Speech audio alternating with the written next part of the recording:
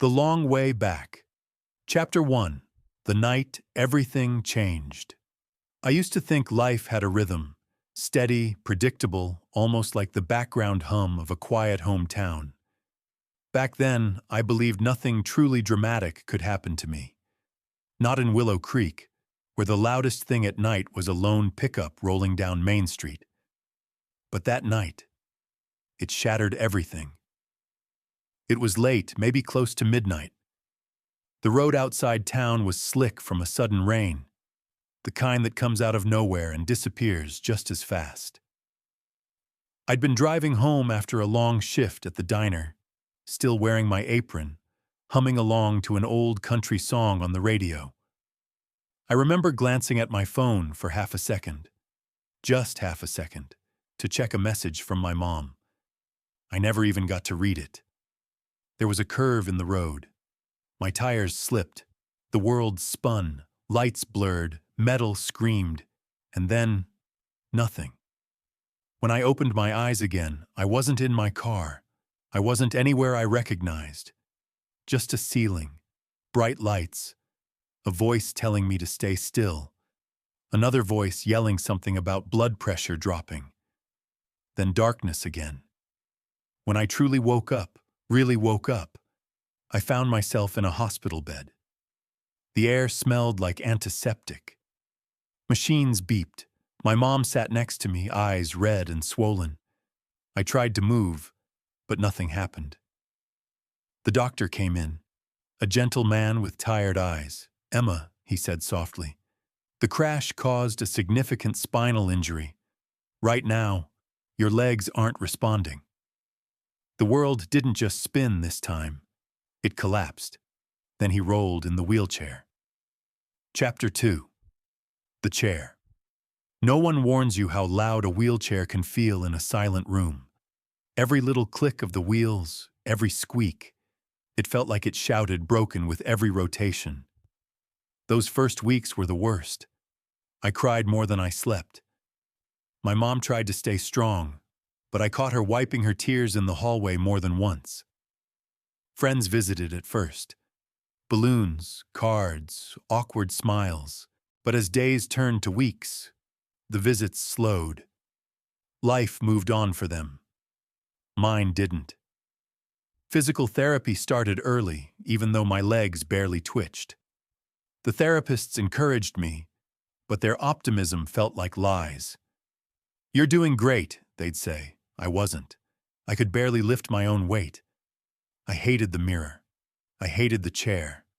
I hated me. But the worst was the night I overheard two nurses talking outside my room. "Such a shame," one whispered. "She's only 24. Life's gonna be different now." Different. The word stabbed deeper than any other. But the universe is strange. Sometimes, when everything falls apart, something unexpected walks in. And that something, a week later, had 4 legs.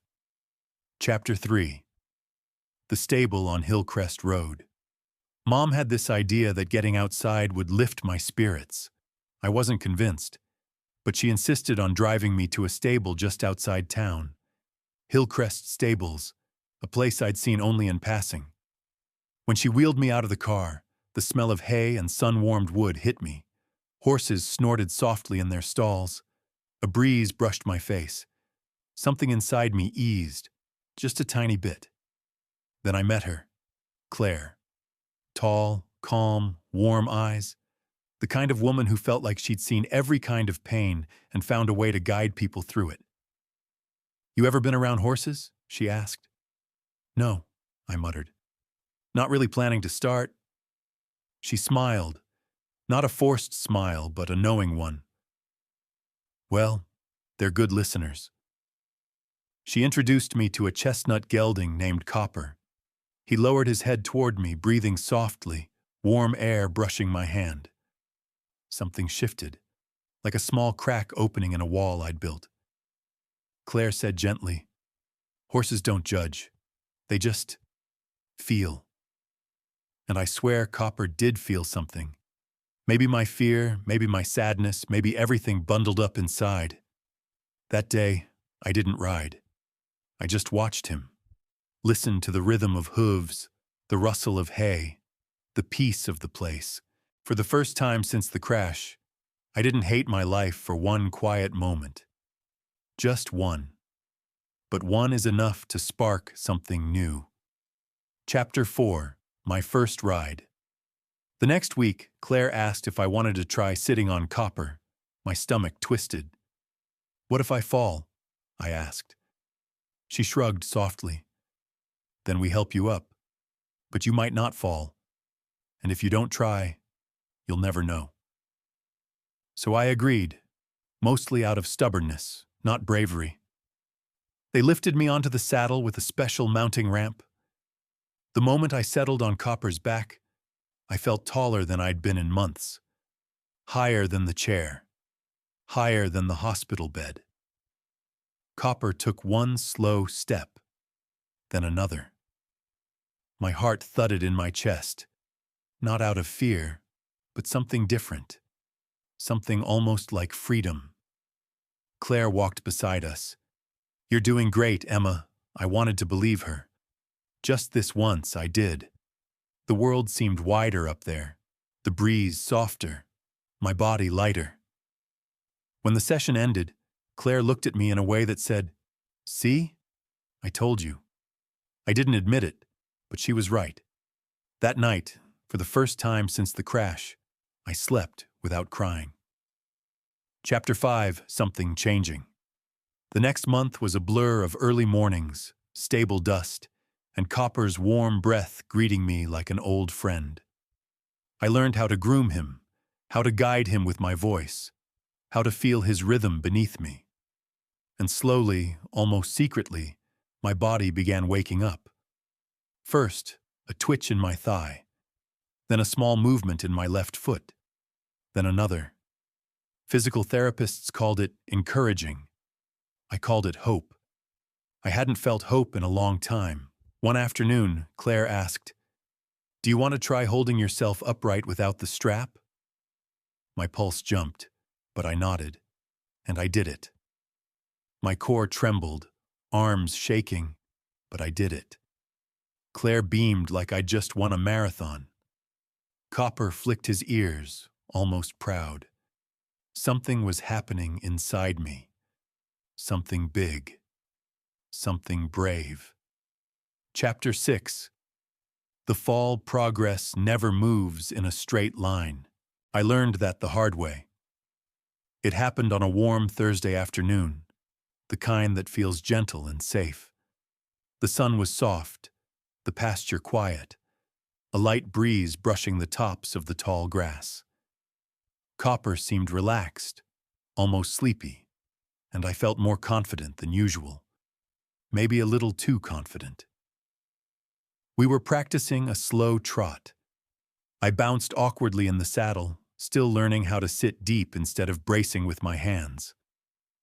Claire was on the far end of the arena talking to a new rider.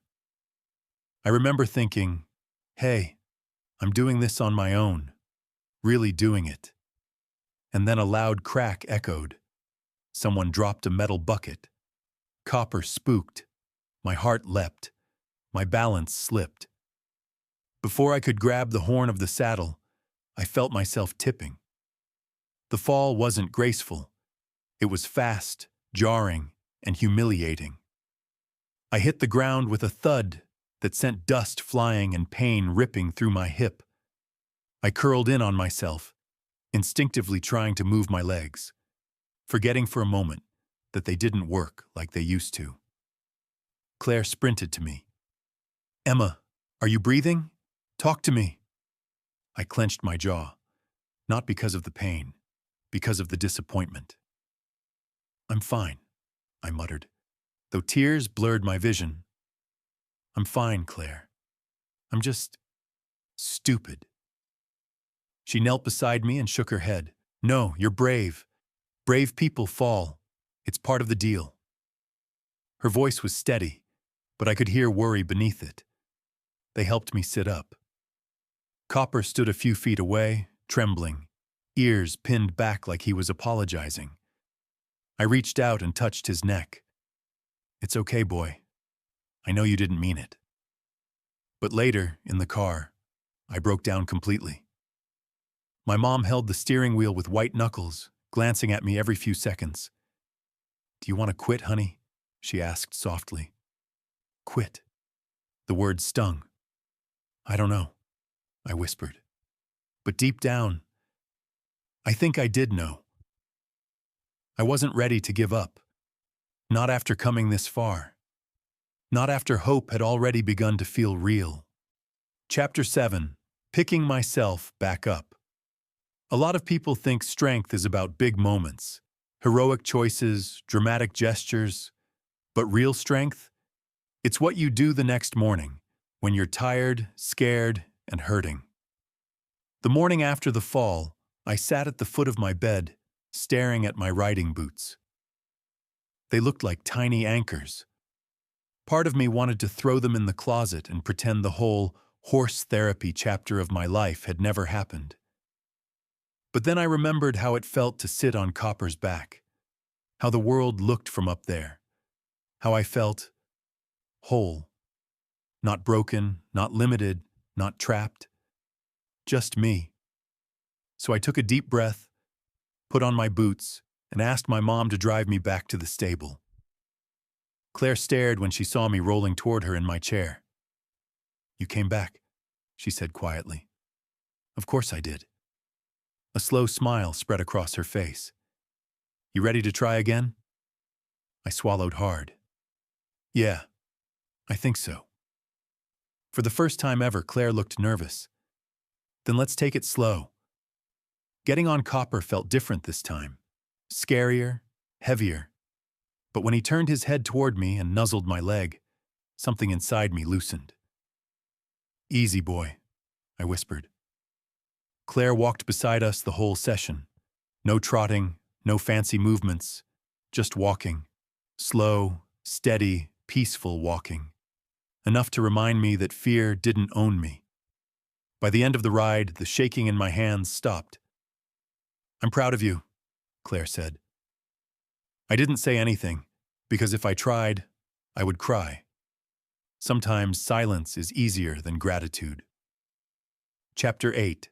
Sparks of Strength. Weeks turned into months. Copper became part of my routine, my therapy, my escape, my reason to get out of bed on days when the world felt too heavy. But something else was happening, quietly, beneath the surface. I was getting stronger. Not miraculously, not suddenly, but steadily, slow enough that I almost didn't notice at first. During a therapy session, my physical therapist, Jonah, asked me to try something new. "Let's stand today," he said. I laughed. "Jonah, I've stood maybe 2 times since the accident."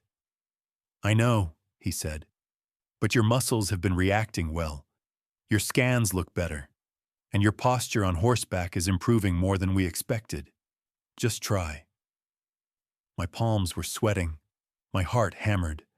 But I took a breath and grabbed the parallel bars. For a moment, nothing happened. Then my muscles engaged. My knees shook, my core trembled. And slowly, so slowly, I pushed myself upward. I was standing. Jonah's eyes widened. "Hold it, hold it." I held it. 5 seconds, 10, 15. When I finally sat back down, I burst into tears. Not sad tears, not frustrated tears. Tears of absolute disbelief. Jonah knelt in front of me. "You're coming back, Emma. I don't know how far you'll get, but you are coming back." That night, I stared at my legs for a long time. They didn't look different, but I felt different. It was the first time since the crash that I thought, really thought, maybe I'll walk again. Chapter 9. The First Steps. I wanted the moment to be dramatic, like one of those movie scenes where the music swells, the lighting softens, and the character realizes she's healed.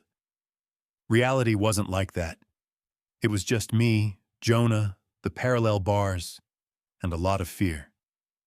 We tried again the next week. Okay, Emma, he said. Shift your weight. 1 foot forward. My body hesitated, frozen in doubt. Then, I moved my right foot. A tiny, awkward, barely there step, but a step. Jonah exhaled like he'd been holding his breath for years. Do it again. I did. Another tiny, clumsy step. Then one more. After 3 steps, my legs buckled and Jonah caught me. Emma, you just took your first steps, he whispered. I didn't say anything. I just held on to him and cried. I'd spent months mourning the loss of walking, but now, walking wasn't gone. It was just hiding, waiting for me to find it again. Chapter 10. Walking with help. Soon enough, the steps turned into short walks with support. First the parallel bars, then a bulky walker. My movements were far from graceful, but they were mine. Mom cried the first time she saw me walk toward her. Oh, honey, she whispered, covering her mouth. I knew you would fight your way back.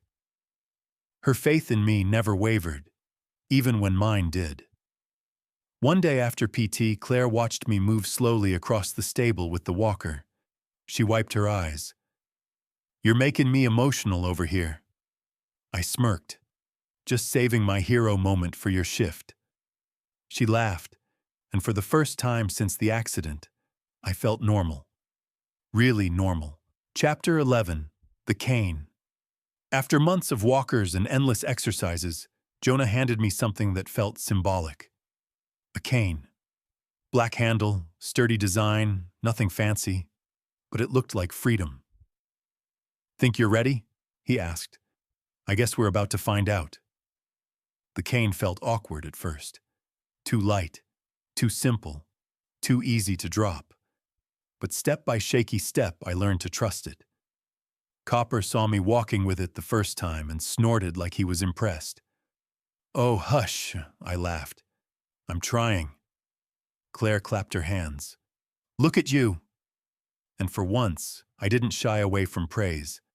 I let myself feel proud, because I earned this. Every bruise, every tear, every terrifying fall, every painful rise. All of it led here. Chapter 12. A new kind of freedom. Walking didn't replace riding. It made riding better. My body moved differently now, more stable, more connected. Copper responded as if he could sense the change. Our rides became longer, smoother, more adventurous. One day, Claire suggested something bold. Want to try the outer trail? The big one? My breath caught. The outer trail was long, winding, uneven, a challenge even for experienced riders. But I nodded. Copper carried me past trees older than anyone I knew. Birds scattered overhead. The wind pressed against my skin like a welcome. For the first time in forever, I felt like someone who had a future again. Not just a survivor, not a patient, not a girl in a chair. Just Emma. Chapter 13. Fear returns, but healing isn't linear. In the fall, a drunk driver crashed near the same bend where I had my accident. The police sirens that night shattered me. I woke up shaking, sweating, crying without knowing why. For weeks I was afraid to ride, afraid to walk, afraid to move forward. But Claire sat beside me one morning at the stables. Emma, fear is stubborn, but you're stronger than it is. I looked at Copper, waiting patiently in his stall. You think I should ride? I asked. I think, she said softly, you should live. So I saddled up, and the moment I felt Copper's steps beneath me again, the fear loosened. Not gone, but quieter. And that was enough. Chapter 14. A New Beginning. My independence grew bit by bit. I drove again, first in a parking lot, then in town. I started working part-time at the stables, helping beginners groom horses or learn basic riding cues. I found community again. Kids, teens, adults, people with disabilities, people with fears of their own. One man named Derek, a veteran with PTSD, told me, "If you can get back on a horse after what you've been through, maybe I can too." I didn't feel like a hero, but maybe healing is contagious. Chapter 15, Teaching Others. Claire eventually trusted me to lead beginner sessions. At first, I doubted I was qualified. "Why me?" I asked. "Because you understand what fear feels like," she said, "and people need that." There was a girl named Natalie, 13, shy, terrified of horses, terrified of life. Her parents said she barely spoke since her brother died. She looked at me like I was made of glass, but over weeks, she changed. She smiled once, then twice, then laughed when Copper sneezed on her. One day she whispered, "Miss Emma, I feel safe here." And my heart cracked open, because once upon a time, I needed someone to tell me it was okay to breathe again. Now I was that person for someone else. Chapter 16, Acceptance. Healing didn't erase the accident. My legs still tire quickly, I still limp, I still lean on my cane, but I learned something important. Strength isn't about going back to who you were. It's about becoming someone new, someone who survived, someone who keeps going, someone who chooses hope even when fear whispers louder. I don't want my old life back anymore. I want the life I found, the one with Copper, with Claire, with the stable that smelled like sunshine and hay, with a future I never thought I'd get. Chapter 17, The Long Trail. On my 1-year crash anniversary, Claire asked, "What do you want to do today?" I looked across the fields, the golden grass dancing in the breeze. "I want to ride the long trail." She grinned. "I was hoping you'd say that." Copper was calm beneath me as we started up the ridge. The climb was slow, winding, beautiful. Every step felt like reclaiming another piece of myself. When we reached the top, I saw the town below, quiet, small, familiar. The same world where everything ended, and the same world where everything began again. I slid off Copper with Claire's help, leaned on my cane and stood there, standing with the wind on my face. "I made it," I whispered. Copper nudged my shoulder. I smiled. "Yeah, boy, we made it." Chapter 18, The Life I Choose.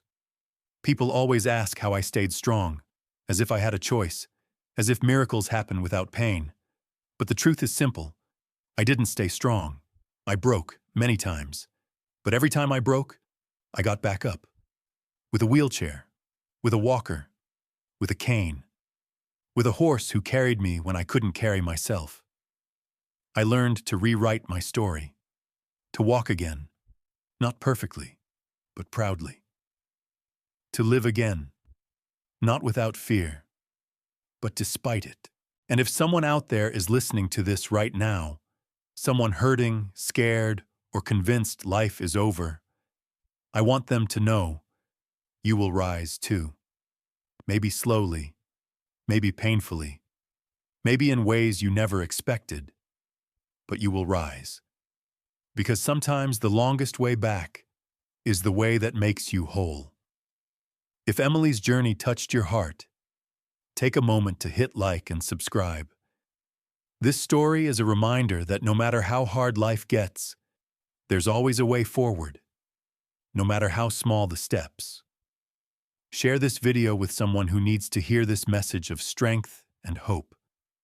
We rise together, one step at a time. If Emily's journey touched your heart, take a moment to hit like and subscribe. This story is a reminder that no matter how hard life gets, there's always a way forward, no matter how small the steps. Share this video with someone who needs to hear this message of strength and hope. We rise together, one step at a time.